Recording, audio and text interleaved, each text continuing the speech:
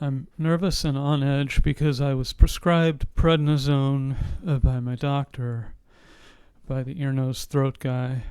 A little bit of a problem with my left ear that goes back to something that happened 20 years ago.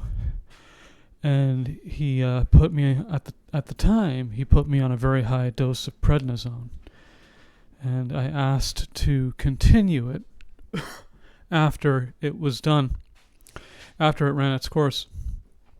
And he said, no, I don't think that's a good idea. Your ear is better. You're fine. And yeah, that's that. He wasn't a douche about it, but he was just saying, no, I don't think that's a good idea. And he's the doctor, so he decides whether it's prescribed again. So I saw the same guy, and he had, his face was messed up, and it's one of those things where you're not going to say anything. Well, other people won't. But so, generally you don't say anything. But I knew there was something wrong, and I felt bad for him. And so I first saw him when he was relatively young, like I think even in his 30s or something. And now he's maybe 50s or 60, whatever. So, but he was like kind of a handsome guy. And I saw him yesterday. He was messing with his face. And so then I said, what's up with your face? Like I was being gentle about it, like I didn't say what's wrong with you or something like that, and he said, well, I have Bell's palsy.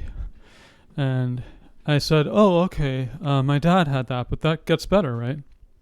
And he said, I've had it for about a year. I don't think so. And so I said a prayer for him because I just thought, why not? And I just felt bad for him, but I think functionally there's nothing going on. But I can't imagine that's a boost for your self-confidence. So anyway, he prescribed, I don't know why I'm talking about this, but anyway, so he, 6 prednisone pills. I don't remember the dose. I don't care. But the whole point is like, you take a whole bunch of, like, you're hitting yourself, and then you taper down, and then it's an 8-day thing. So I told him, I explained to him, in 2011, I contracted whatever it is that I have because it's never been diagnosed. And it makes me afraid to ingest anything new that may... What I asked him was, I said, is prednisone a stimulant? And he said, yes, not in the traditional sense, but it is a stimulant. It can make people feel a little bit jittery or what have you. And so I said, I got to tell you, I can't take 6 of these because I know myself.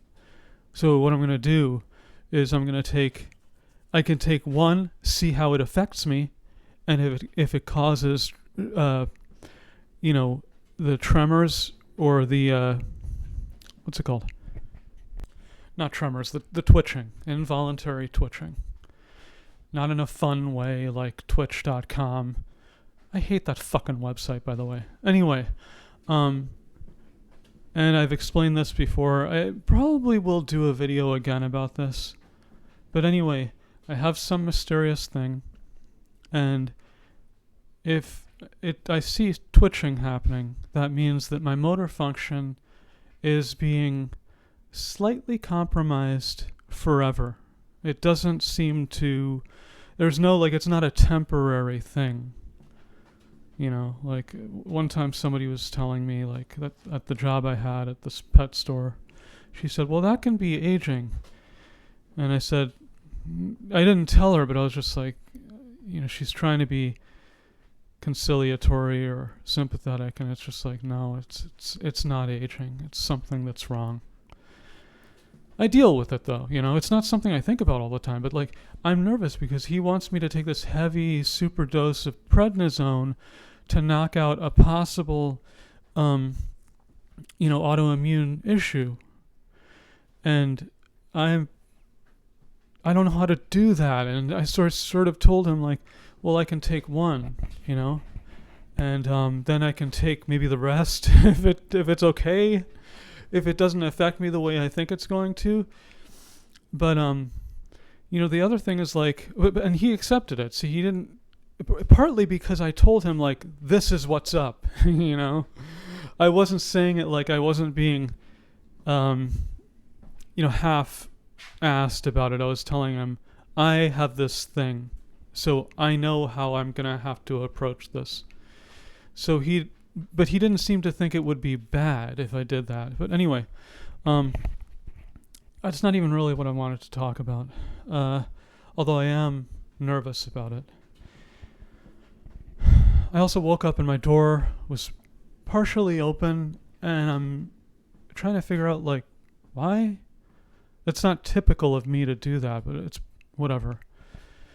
But this is an apartment complex, so they, occasionally they will have people go into your apartment. It's not a comfortable feeling, but I think that's true of pretty much any place. Wonder how you get that job and what the qualifications have to be like. Obviously, you have to be thought as a trustworthy person. But anyway, I wanted to talk about why I want Mamdani to win.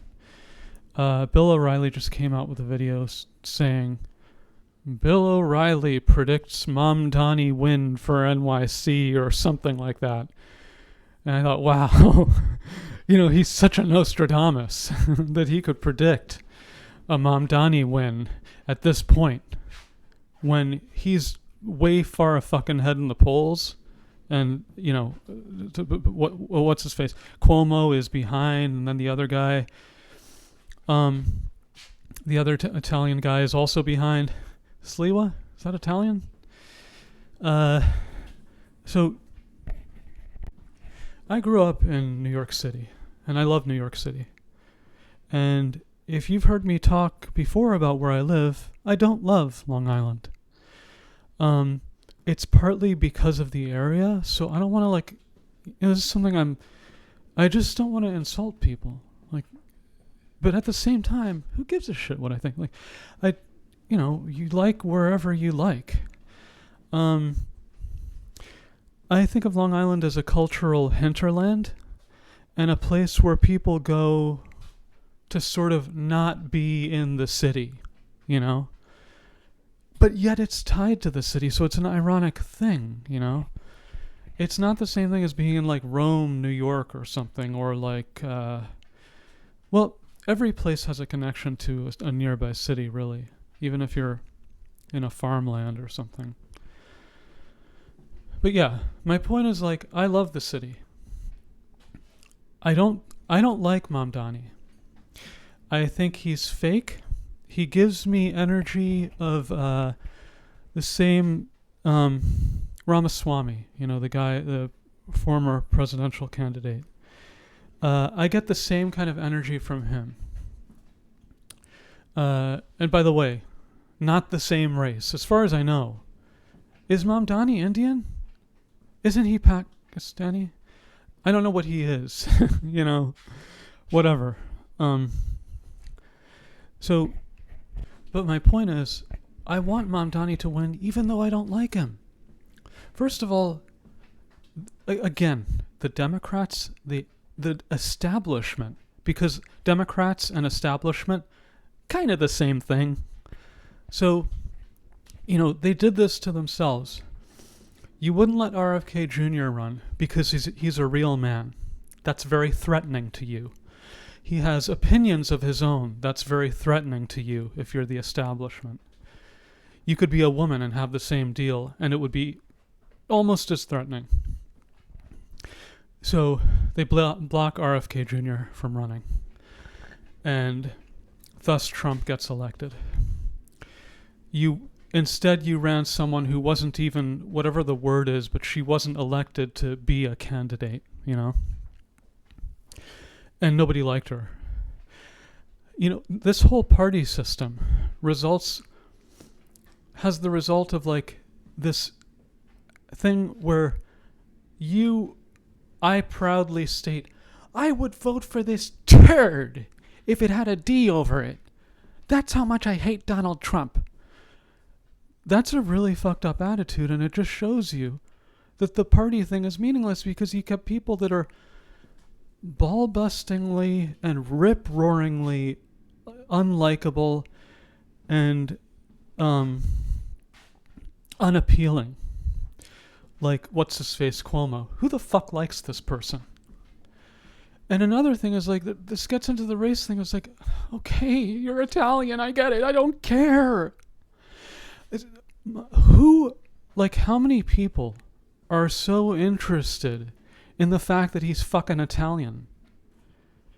Like, I'm saying even if you're Italian, is it that interesting and that compelling that Cuomo is Italian? I would think it would matter what his policies are and how he seems like as a person. He seems like kind of a paisano type of person, but I guess to me personally, that's off-putting. But mainly, he just seems like a standard politician. So, like, I don't want him to win. So people aren't understanding what's going on. So you get O'Reilly saying he predicts that Mamdani will win. He predicts he'll be bad for the city and that it's a very dangerous thing, but he predicts that he'll win. Now, the reason O'Reilly feels that way is because he's old. And he grew up in a system that was basically working, and it worked for him. You get right around the time that I was born, things started going kind of downhill. And the wealth disparity thing started kicking into gear. And again, this is something that we are not talking about, and there's a reason why. I believe that the WEF has talking points, and I don't mean this in a conspiratorial way, it's probably verifiable. I believe that they sort of give marching orders to these news outlets and conglomerates and stuff, and there's certain stuff that's a no can do. You can't talk about that. And I think the wealth disparity is effectively one of those things. So, if you're someone like Bill O'Reilly, you're thinking about it like in terms of Republican versus Democrat, or like Mamdani's policies, which I agree, I don't really like what Mamdani is even presenting.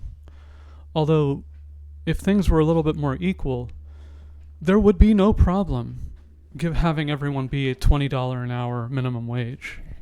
Like, if things were working the way if wealth were working the way that it should, that wouldn't be some sort of untenable low minimum wage. It would be just like, it would be fine. But because of the situation, it may cause a problem. I don't even remember what the minimum wage is now, but yeah, it's not 20. It's like $16.50 in New York City, I think, or something like that.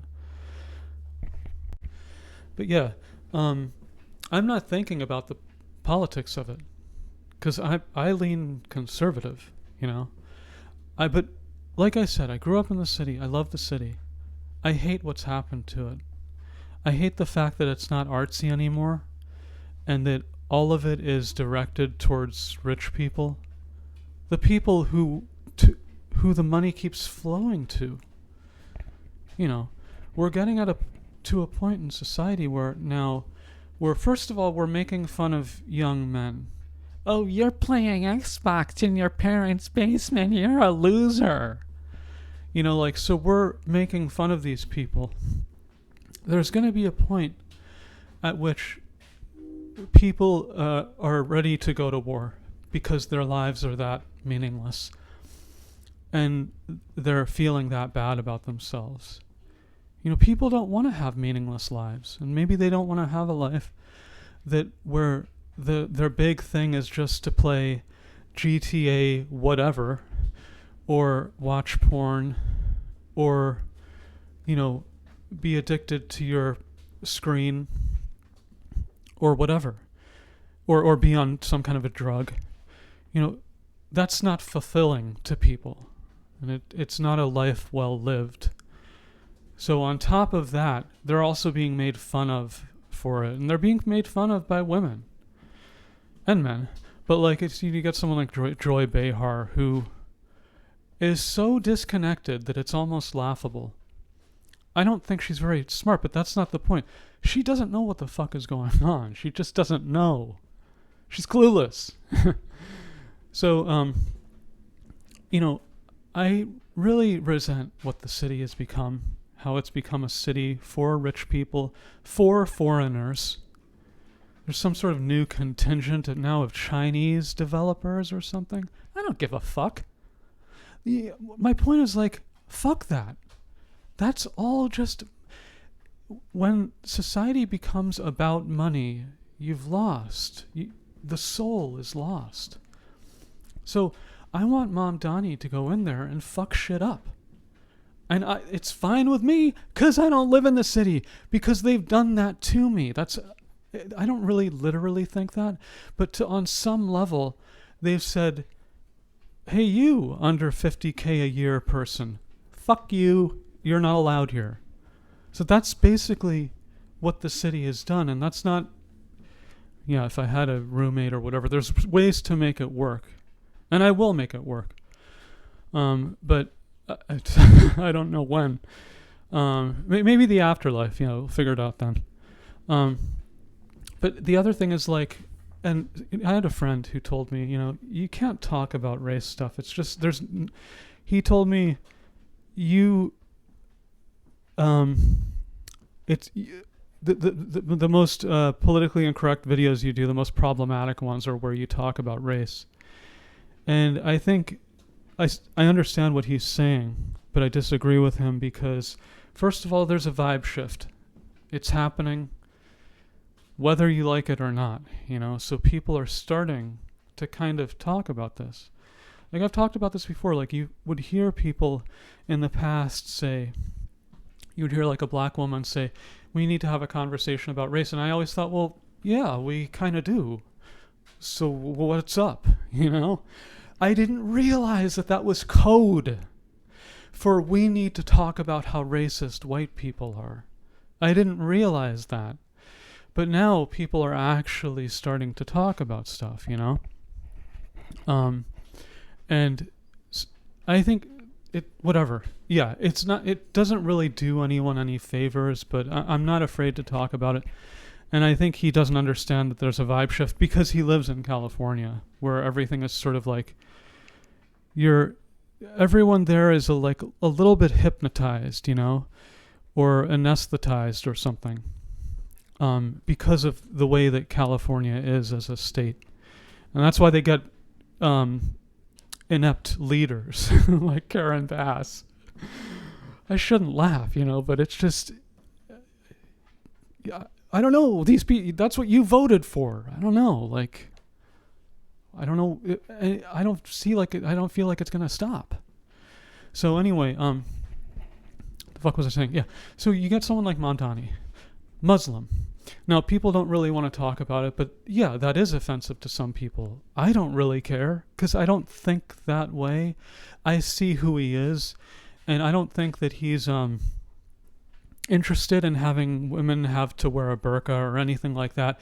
He's from some sort of liberal cultural milieu, and he comes from wealth. And to be fair, I don't think he's ever denied that, and I appreciate that.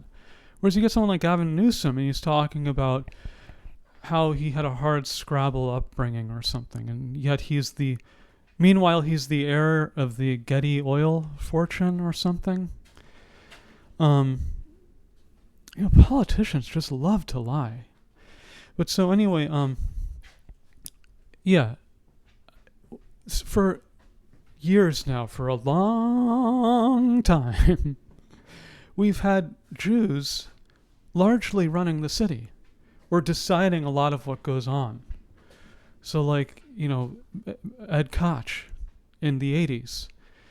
And there's nothing wrong with a Jewish person being the mayor, but people have this sense that there's a certain like class of people that are kind of like dictating everything. So I'm just saying, and again, this is something certainly O'Reilly's not going to talk about it because he knows what he's allowed to say. Let me put it that way. So, although I don't think he's like a soft, he tells it like it is for the most part, but there are certain things that he can't talk about, and so I think when you think about a Muslim, it's kind of like the anti-Jew. It's like something like the opposite of it. I think there's an element of that that's appealing to people. You know, so you got someone like Cuomo. I still don't really understand the relationship, but it feels like Italians and Jews are like two sides of the same coin or something, where they're very closely related. And I'm talking about in the way that they act. Like, they seem to like hanging out with each other. It doesn't seem to be the same thing as like a regular white person and a Jewish person, you know. It seems like they have a connection. I think people are tired. People are exhausted. And they're exhausted with the status quo. So people still don't understand why people voted for Donald Trump. And somebody called me. I said on a liberals channel, I'm getting so irritated with him that I might have to unsubscribe to him, although I like him. I actually gave him money one time because I felt sorry for him. But anyway, I left a comment that I voted for Trump, and somebody replied to me, "You have blood on your hands." That's the way that some people think. You know, they're stupid. They're ideologically captured. So in other words, I don't know who this person is or what his or her life is like, but there are certain people who don't have enough going on, so it's like they'll be online and typing away about how much they hate Trump and how good of a person they are because of how accepting they are of trans people, black people, whatever group that Republicans supposedly hate. So that's their whole thing, you know. They don't, and that's kind of sad. Like, in my opinion, if you want to be a good person, just do it. Don't talk about how much you hate someone on Reddit, you know. So, but I think the reason for the popularity of Mamdani is very similar to the reason for the popularity of Trump. And yet, we're supposed to have this, wear this ideological hat where we're thinking about things in terms of Republican versus Democrat. And that's a boomer thing. You run into a lot of people around here and they're like staunch Democrats. You know, they watch MSNBC. They're clueless. They don't understand what's going on. They don't really care either. I'm finding as I get older that a lot of old people don't really care about this. Not really talking about I'm talking about like Gen Z. They just don't care. And I'm like, you had a good life when you were a kid, and you don't care if other people have it. You don't care if you see young people suffering. That's upsetting to me, but I'm seeing it, you know. So I guess my main point is like, this isn't about Mamdani being a quote unquote socialist. I think he's actually even called himself that. It is a little bit, but it's really about, we're done with the old ways. We're done with a few people that are really super rich and they're deciding everything. This normally doesn't end peacefully in history. So it's kind of unnerving, you know? So I don't know what's going to happen, but you do have people, young men, that are getting to that point where they would be willing to join, I'm getting nervous now, to join a team, to feel like they are part of something, because they don't have that. And women tend to not really understand that. It seems to me. It's not fun to having meaningless life. It's not fun to be in the basement playing video games or whatever. It's fun, like as a diversion. But what is fulfilling to people is to have a life that has meaning, where you're doing something that has meaning to you, whether it's God or something else or country, whatever.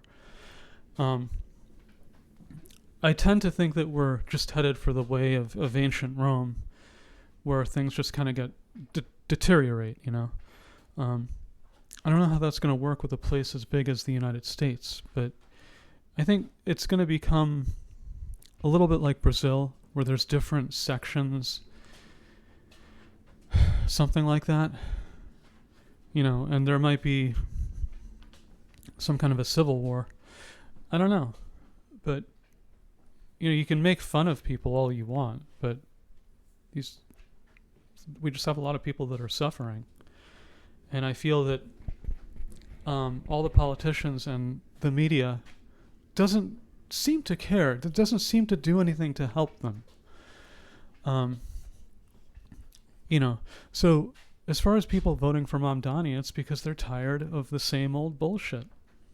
And again, like, how many Italians and Jews are we supposed to have for mayor? I never even thought about this before, to be honest. To my memory, so we had Koch, Jew, Dinkins, black, so we got that out of the way. We're all good now. We voted for the black guy, so we got that out of the way. I one time saw him when I was playing tennis, and my friend was like, "Oh wow, that's Mayor Dinkins. I'm so impressed." But that's kind of how New Yorkers are, though, and that's one of the cool things about the city. I've seen many famous people, and it's not that I'm callous, but generally I'm not super interested. But anyway, so you know, we got the black mayor out of the way, and then we had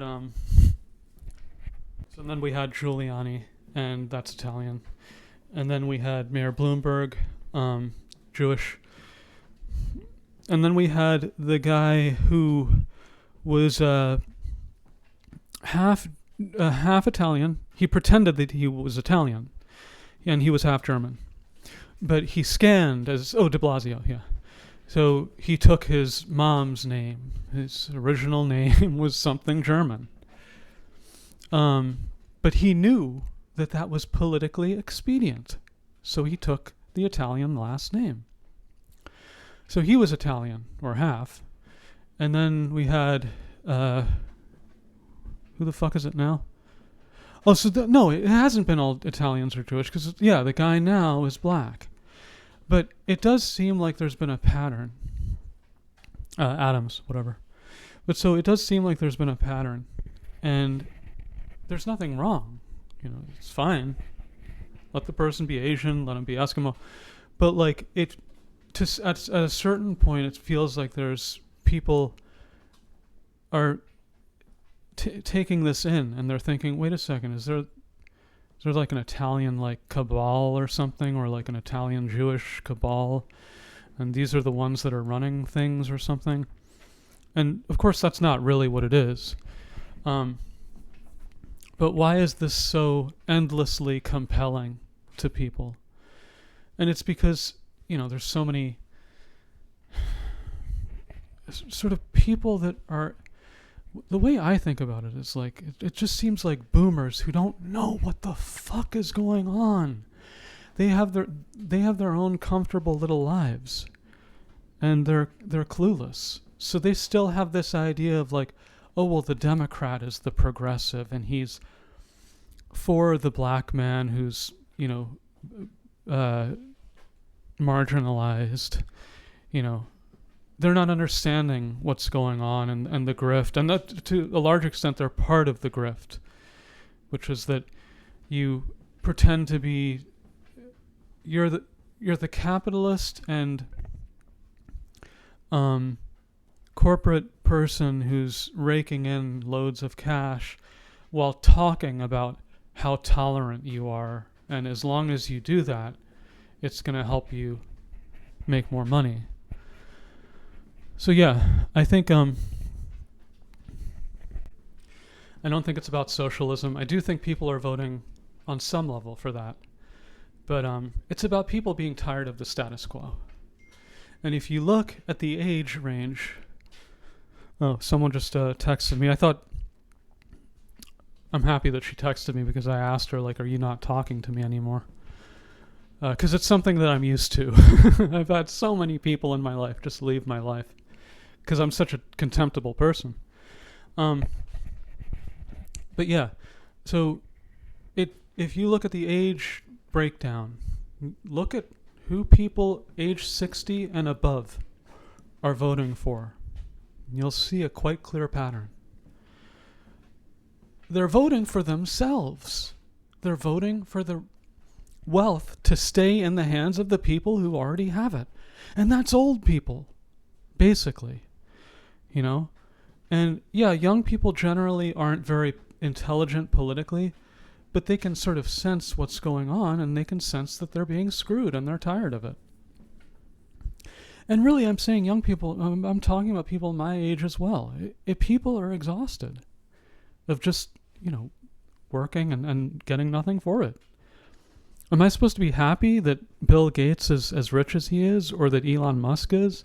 Am I supposed to think, rah, rah, go team, I'm on team Musk, and be so happy that he's rich? No, it's like, okay, good for him, but doesn't do anything for me. So, yeah, people are tired of it. And you have someone like Steven Pinker saying the world is getting better. And, okay, so if the world is getting better, then why is the suicide rate the way that it is? Why are the drug overdoses the way that they are? It doesn't feel that way to an awful lot of people. So I don't know what's going to happen with Mamdani. I don't know if he'll actually institute those policies. I do think if he does something crazy with the minimum wage, like $30 an hour, I don't remember if he specifically said that, but if he does, I do think that will hurt people, and that's unfortunate. But again, I have this feeling of being a New Yorker who's been sort of exiled and is taking a little bit of gladness. I don't want to see New York get truly fucked up, but they've been fucking around for so long. It's been a city for rich people for so fucking long. And people are tired of it. You should be able to be a middle class person and be able to survive and not literally have to go on food stamps or whatever. Although I guess maybe those aren't going to work soon. Yeah, that's about all. Thanks for listening.